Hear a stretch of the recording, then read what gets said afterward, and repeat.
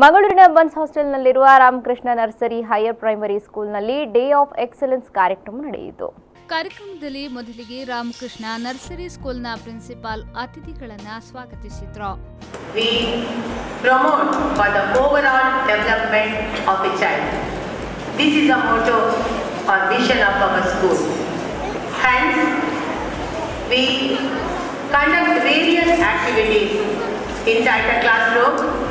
Even inter-class competitions we conduct, like the competitions like quiz, essay writing, elocution, all these enrich their knowledge and to improve their language skill.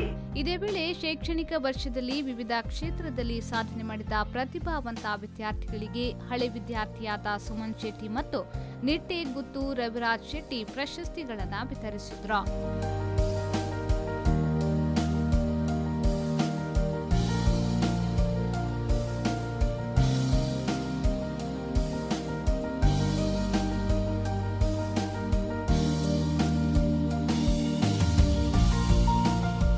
ಈ ಸಂದರ್ಭ ಕಾರ್ಯಕ್ರಮದಲ್ಲಿ ಬಬಿತಾ ಕೃಷ್ಣ ಶಾಲಾ ಸಿಬ್ಬಂದಿಗಳು ಉಪಸ್ಥಿತರಿದ್ದರು.